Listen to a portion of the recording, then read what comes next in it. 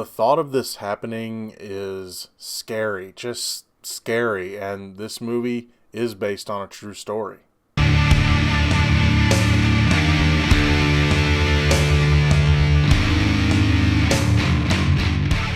Hey everybody, what's going on? Today we are going to be talking about the movie Profile, which is based on the novel In the Skin of a Jihadist. And what this is about is an undercover British journalist is trying to get information from a jihadist terrorist on how they recruit women from other countries. And so she goes undercover and starts talking to this terrorist and trying to, and of course he is trying to recruit her while she's trying to get information out of him. And then the lines begin to get blurred. I will warn you, there's going to be spoilers in this review because, well, to talk about this movie, I have to talk about this movie. This movie is shot in the vein of movies like Unfriended, where everything is on a computer screen, and they show you like what music she's listening to, who she's talking to over Skype, what video she's watching. You get the idea.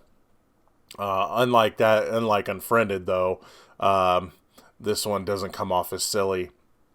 This movie is very compelling because you get to see just how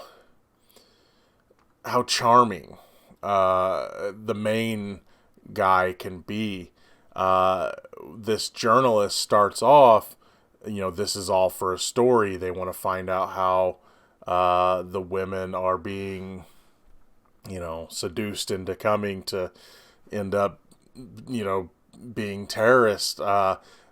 And the guy isn't even really hiding it. And that's the scary part is, he's talking about his, what he stands for and all that, but he's still talking about how, how women from other countries are better than the women from his country because, they aren't, they can be molded and they have like a strength that the women of his country doesn't have, and they end up making better suicide bombers. And he talks about how suicide bombing women are some of their best soldiers, and he's telling her all this stuff. Yet after a while, she begins to fall for it. She ends up she creates this alternate person for her to be, and she's trying to bounce between her real life, which is in some ways in shambles. She's in debt.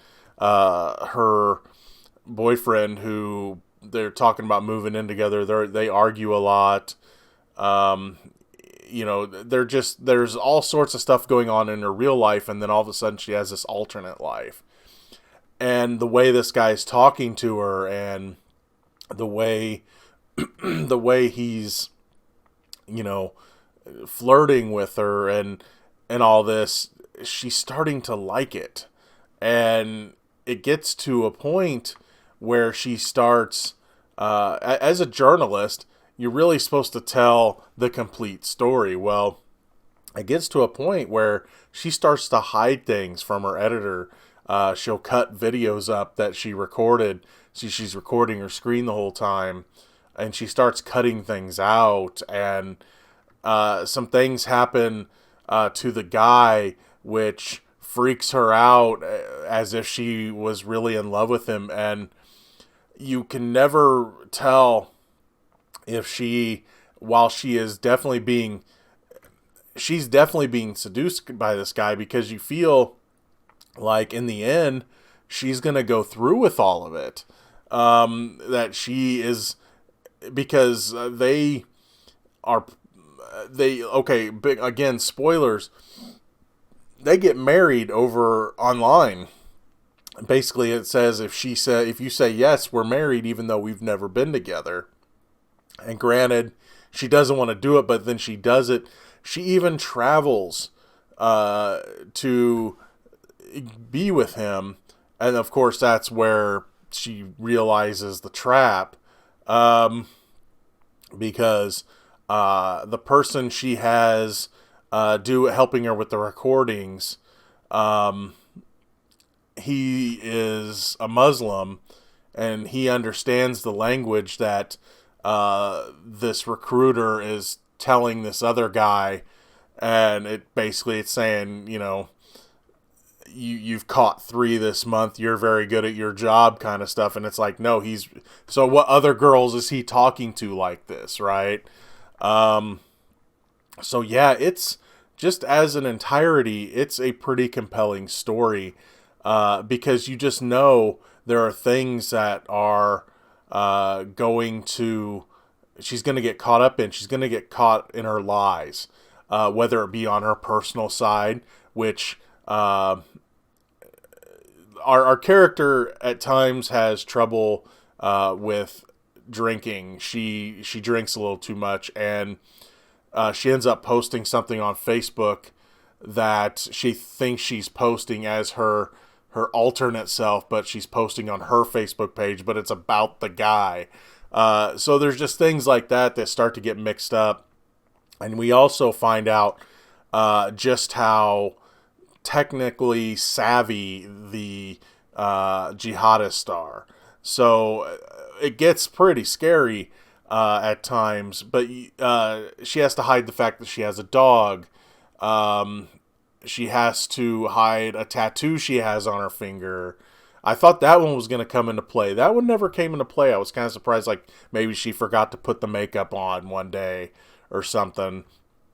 There's just different things like that she has to keep hiding, and things keep happening. And so, and of course the guy, you have a feeling the jihadist already knows that she isn't who she says she is. You just have this feeling, and whether or not that, he figures it out, well, that's the end of the movie. But it's a really compelling story. There's not much more to say about it. I always thought this method of showing the internet, or showing the people working on the screen, would work with the right kind of movie. I just never thought it really worked with the horror movies. I can't remember if I liked the second Unfriended or not. I think I know I liked it better than the first one. I didn't like the first one at all. But with this, they definitely got something here. It's not something I would want to see again with the same subject matter.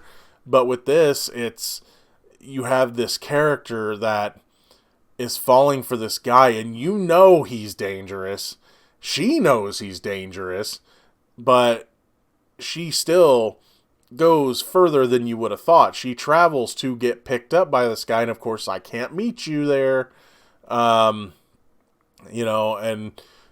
she's like, she bails, and of course, this leads to him revealing, his hand of cards.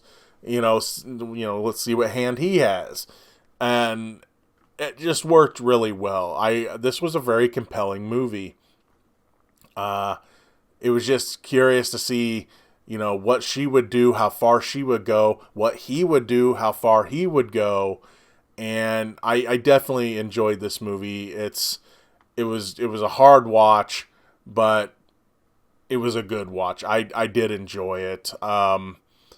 I don't know if it's a rush to the theaters to go see type of movie. And plus, just like Unfriended and stuff, a lot of stuff goes by the screen really fast, like when they're typing stuff and things like that. So it's hard to know where to pay attention on the screen. But the movie does a good job at keeping you in the story. It goes over, I want to say it's like 20-some days, and they will show you in her notes how many days have jumped, because she'll go, here's day 1 folder, and they'll show her jump to like day 5 or something like that.